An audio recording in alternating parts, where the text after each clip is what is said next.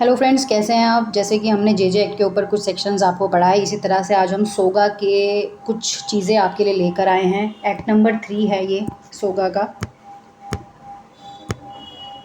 Colour change. Act number क्या है, 3 है, जो 1930 में आया था।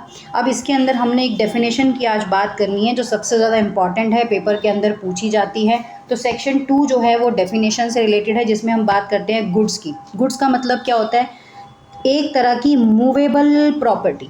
कैसी प्रॉपर्टी, मूवेबल प्रॉपर्टी। लेकिन उसके अंदर क्या क्या चीज़ें इंक्लूड हैं, उसके अंदर एक्शनेबल क्लेम और मनी तो इंक्लूड नहीं है। ठीक है, other than actionable claim and money ये इंक्लूडेड नहीं है। इंक्लूड क्या क्या चीज़ें हैं, stock and share, growing crops, grass and thing attach to farming part of the land, जो कि सब चीज़ें किस में आती हैं, गुड्स में आती हैं, और जिसको हम क्या करते हैं, एग्री करते हैं to be serve before the under the contract of sale के अंदर में ये सारी चीज़ें क्या आती हैं, आती हैं।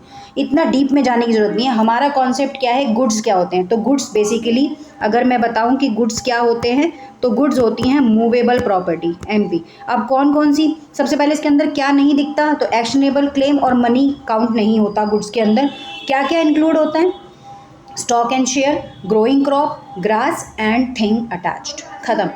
यही चीज़ें हैं जो छोटी समझने वाली थी। कई बार ये डेफिनेशन बहुत ज़्यादा घुमा देती है, बट मैंने इसको छोटे साधारण वे में आप लोगों के लिए तैयार किया है। अगर आपको समझ आता है तो प्लीज़ यार चैनल को लाइक करो, सपोर्ट करो। Thank you.